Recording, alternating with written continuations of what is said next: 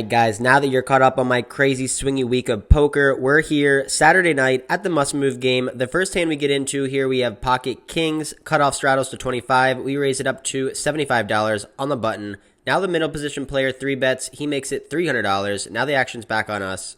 So if we 4-bet, we should probably 4-bet to around $800 or $900. We have $2,500 effective with this opponent. However, this guy is not like regular players here. He likes to 3-bet, and then he also likes to blast off. He's done this to me a couple times where he's 3-bet me and just blasted off, all in, all 3 streets, and I call him down and he doubles me up. He's done this in the past couple months to numerous other players, so he puts people in very tough spots. So I decide I'm going to get a little tricky here. I'm just going to call, under-rep my hand, let this guy blast off with either pocket jacks or pocket queens. Maybe he has a suited connector or just something like queen jack suited that he decided to 3-bet. I make the call, so we're going here to the flop with pocket kings and a 3-bet pot. With almost $700 in the middle, we see a flop of 8-5 deuce rainbow. Great board for us. Now the middle position player continues. He bets $200. Pretty small bet here. We're not going to raise just yet. We want to keep his bluffs in. So we make the call for $200, going to the turn, which is the queen of diamonds. Pretty bad card, honestly. If he has pocket jacks or pocket tens, he might slow down. And if he has pocket queens, he just turned a set and now he's beating us. He thinks for a while and decides he's going to keep betting here. He puts out 7 black chips, $700 now. This is a pretty interesting turn card here. I contemplate for a while, maybe just jamming all in. If he has a hand like ace queen or king queen, he'll probably call us off. However, there's really not many draws. There's no flush draws. There's a couple gut shots with like jack 10 or 9-10. If I jam all in, he's just going to fold all of his bluffs, and he's going to call us when he's beating us. And maybe if he has ace queen, which is super thin. So I decide I'm just going to continue to put in the trap, call $700, looking for a clean river to call his all in, which is most likely coming. The river is the ace of clubs. Terrible card for us. Now my opponent snap jams all in for $1,500. We are in a tough spot now. What did we get ourselves into? So this is the danger with slow playing pocket kings pre-flop. You get into some spots where you really don't know where you're at. If I just 4-bet and he calls and we got it all in the flop, it's just kind of like whatever happens, happens. But I decide to trap, and now I'm in a super tough spot. I really don't beat anything now. I lose to all of his aces like ace king, ace jack, or ace 10 as bluffing hands pre-flop. I also lose to pocket queens. He's probably never doing this with jacks or 10s. He could maybe have a hand like jack high or maybe 10 high, but other than that, I just don't really see many hands that I'm beating here. I guess I could call him off here super light, but I actually think he has it this time. I think he has a hand like queens, maybe ace queen or ace king that got there on the river. It's just a tough spot. I decide after tanking for over a minute and a half, I look at him. He doesn't really look like he's bluffing this time, so I make the tough fold with pocket kings. I ask him to show for the vlog, and he does not, so we will never know if this was a good fold or not. Pretty tough spot here, starting off with pocket kings. In this next hand here, we have jack 9 of clubs. Raise it up to $35 under the gun. Only the big blind makes the call. We see a flop of king 9-5 with 2 spades, 1 club. We flop middle pair with a backdoor flush draw. We put in a $30 continuation bet, and the big blind check calls $30. So going here to the turn. The dealer puts out the 10 of clubs on the turn, now giving us a pair and a flush draw. However, this card's going to help my opponent out a lot. He can have a hand like queen jack for a straight, 9-10 for 2 pair, king 10 for 2 pair, or jack 10 now with a pair and a gut shot. So if I'm betting here, I'm kind of turning my 9 into a bluff. I decide to check this one back, trying to realize my equity on the river, which I do. It's the 4 of clubs, so we make a backdoor flush draw. The big blind decides to bet. He leads out now for $60. So we have to decide now how much are we going to raise with our backdoor jack high flush. I think for about 30 seconds, and I decide I'm going to raise it up to $250. My opponent thinks for about 10 seconds and calls. We show the jack high flush and we are good. He later told me he had 2 pairs, so we got a little lucky there, finally getting some money back from that first hand with pocket kings. And this next hand, it folds to me in the small blind. I raise it up to $40 with 6-8 of clubs. The big blind is a vlog watcher, said that he's a fan of the vlog and has been watching for a while. He makes the call. A little background on this guy. He's here to have fun. He's having some drinks, getting a little out of line, playing a lot of hands. He was just caught bluffing a couple hands earlier, so he came here to play. So we're going here to the flop, heads up. We see a flop of jack 9-3 with no clubs. We totally miss. We check, and the big blind checks back. Going to the turn, which is the 7 of diamonds, giving us an open-ended straight draw now, and also bringing in a diamond draw. So we bet $50. He thinks for a while and calls. So I put him on a hand like king queen or king 10 for maybe a gut shot. possibly a flush draw or maybe even a 7 or a weak 9 that he decided to check back the flop. So going to the turn, which pairs the top card, it's a jack. And I don't think he has many jacks in his range given the fact that he checked back the flop. So I'm going to bet here trying to rep a hand like pocket 10s or a 9, trying to get him off king high or queen high that we're losing to, and maybe he'll fold a 7. So I bet $100, and now my opponent goes into the tank. He thinks for a while and decides he's going to raise it up. He makes it $450. All right, so immediately I think this guy's totally bluffing here. He's turning his hand into a bluff. He doesn't have much of anything. However, I can't call with 8 high. If I had a pair or even ace high, I'd probably snap call. I think he thinks that I'm bluffing, and now he's trying to re-bluff me. All right, if we break this hand down, on the flop I checked to him and he checked back. So we can assume he doesn't have too strong of a hand. The turn brings in a flush draw and some straight draws. I bet 50 and he just calls. He doesn't raise. So I can discount a lot of sets and 2 pairs from his range. Now the river jack, he decides to raise it up to $450. I don't believe him. I think he's trying to re-bluff me. So you know what we're going to do here? We're not going to call. We're not going to fold. We're going to re-bluff the re-bluffer. I decide I'm going to go all in here. He has about $850 remaining from the $450 that he bet. So I go for it, betting big here, putting it all on the line with 8 high. All in? 8 high. You got it. We get snap called by Jack 7 of hearts for a full house. We totally punted to this guy. I'm going to need you guys to like, comment, and subscribe so this video gets a lot of views so I can pay for this huge punt to this vlog watcher. Oh well, if it had to go to somebody, I'd rather it be somebody who watches the vlog. Moving on to the next hand here. Well played. Shortly after this, we get moved to the main game, add on for $1,500. So now we're in the game for $4,000. Let's get some run good here on this new table. In this hand, there's a button straddle to 25. The big blind calls 25. I call 25 in the cutoff, and the straddler checks. So going 3 ways to a flop of 5, 6, 9 with 2 clubs. Flopping top pair here, it checks to me. I bet $50. The big blind check calls. Going here to the turn, which pairs the board. It is the 6 of diamonds. The big blind checks to me. I want to keep betting here, trying to get value from her flush draws, weaker 9s, or possibly pocket 8s or pocket 7s. I bet $100, and now she min check raises me to $200. This opponent likes to get out of line. She plays some really weird lines here, so I don't think I can fold just yet. I make the call for $100 more, going here to the river. The river is an offsuit 3. She now leads for $430 with my top pair here. The flush draw missed, which is possibly something she could have, but that min check raise on the turn is kind of suspicious. I think she has a pretty strong hand. I decide to let this one go, and she shows pocket 5, so we were drawing dead on the flop.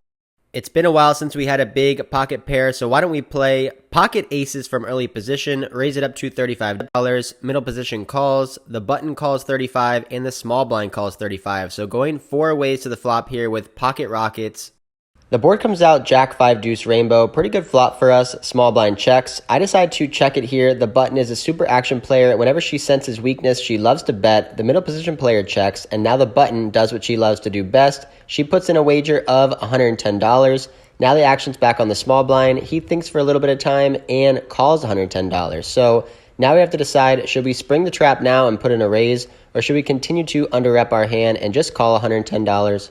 I have a little PTSD from last vlog, losing so much money with King 10 versus an action player, that I decide to call here. Don't want to blow this pot up too big, out of position, super deep with this player. Now the middle position player who checked puts in a check raise to $500. What is going on here? This just doesn't make too much sense. I checked the flop, and then he checked, and now the button puts in a bet. Small blind calls, I call. Now he raises to $500 on Jack 5 deuce rainbow. He shouldn't have pocket jacks. He would probably 3-bet that pre-flop. And he shouldn't have a hand like Jack 5 or Jack deuce. This player is fairly tight. So now the button thinks for some time, and she calls $500.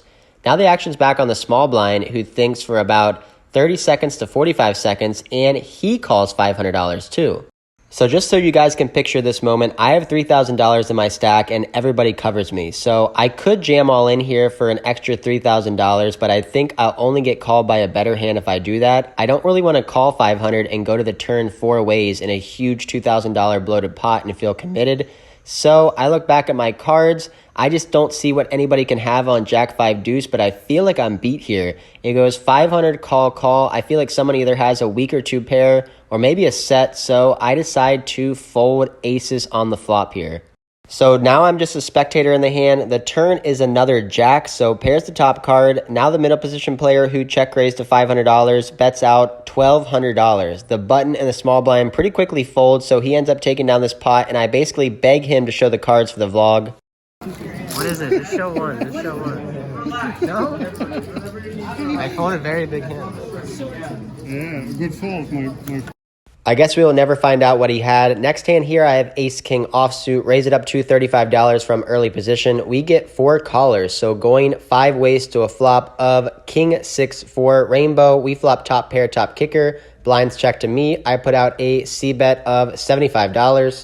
The action now folds to the button, who calls $75, and the small blind calls $75. The big blind folds, so going 3 ways to the turn here with ace-king, top pair, top kicker. The turn is the jack of clubs, bringing in a flush draw now. It checks to me. I continue to bet here. I'm not going to slow down yet. There's a lot of hands I can still get value from. I bet $200 now.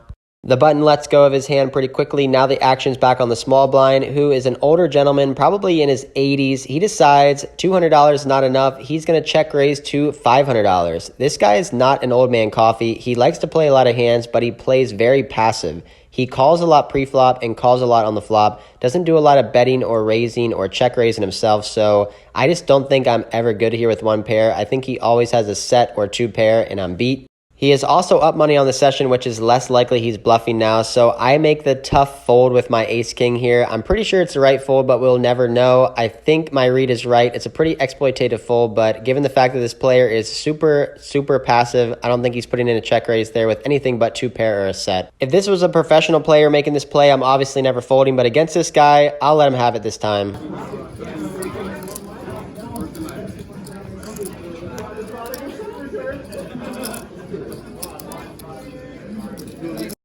In this next hand, the small blind buys the button, so the action is on the big blind. First to act, she limps, action player. I raise it up to $60 with pocket 10s, and only she makes the call. So going heads up to a flop of 8-8-3, 2 hearts. I put out a small continuation bet of $50. She thinks and calls $50. So going to the turn.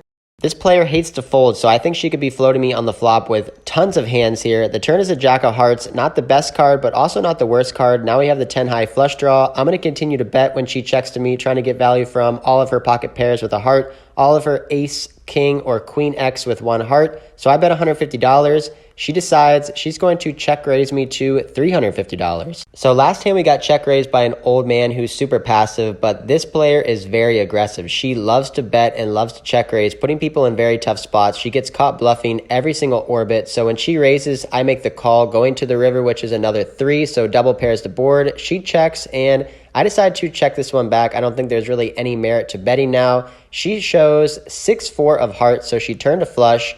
She's going to beat our pocket 10s here, and we muck. This session has turned out to be a pretty frustrating one. We're making a lot of folds, so we don't know if they're good or bad. I've been really trying to fold a lot more on the river against recreational players when they put a lot of pressure on, because a lot of the times they just have me beat. So I don't want to pay these people off anymore. I'm making folds with 1 pair of hands. I think it's the right folds, but I'm not really sure. We're going into the last hand of the night here. We're stuck about $3,000, so hopefully we can finally get something going here. All right, in this hand, there's a button straddle to 25, small blind and big blind call. We look down at ace-5 suited. We raise it up to $150, trying to take down this money pre-flop. If we get called, that's fine. We have a suited ace we can play in position. The small blind folds, and the big blind action player from the last 2 hands makes the call. With around $350 in the pot here, we see a flop of ace-8-6. We flop top pair. She checks it to me. I decide to check this one back. This player is known to limp call with big aces like ace-queen or ace-king. The turn card is a 9. She checks it over to me again.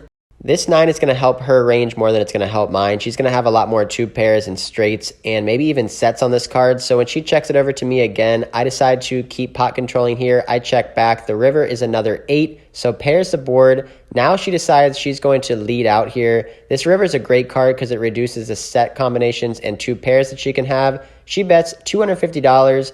I look at the bet, make sure it's around $250, and I snap call. She shows 7 deuce offsuit for 7 high. I show ace-5 for top pair, which is going to beat 7 high. So we end up finally dragging in a medium-sized pot here to end the night. It is now 2:30 in the morning. We've been playing for about 8 hours. Some of the action players leave our table and are replaced by some pros. So it's our time to leave here. We're going to rack up our chips, head to the cage, and cash out for the night.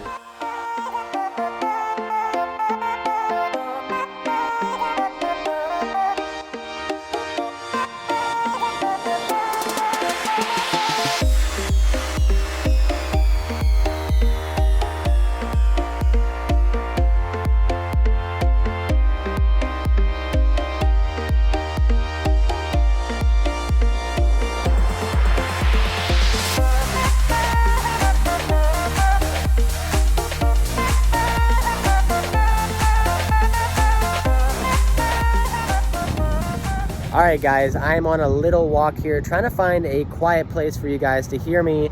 It is crazy in here. We got a cop car, look at this, going crazy here.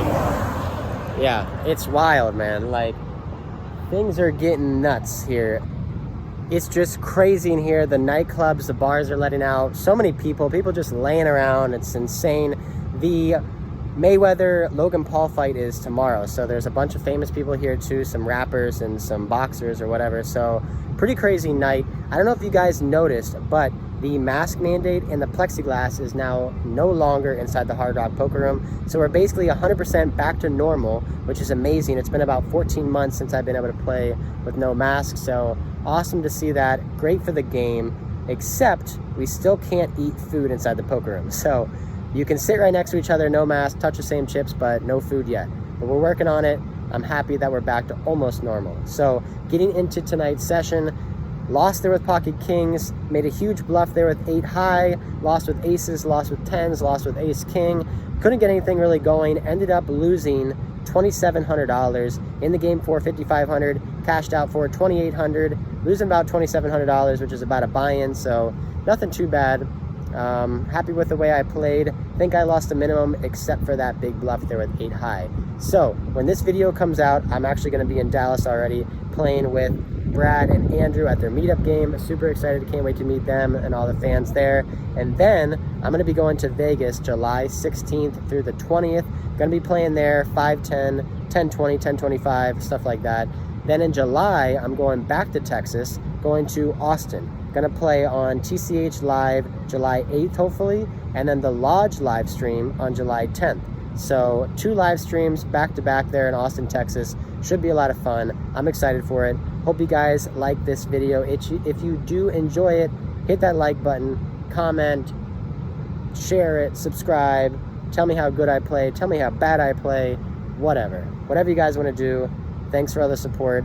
We're almost at 14,000 subscribers now. The videos are getting bunches of views, so it gives me motivation to keep putting out new ones. All right, I'm gonna go home, get some sleep, edit this one, get it out to you guys. Until next time, I'll see you.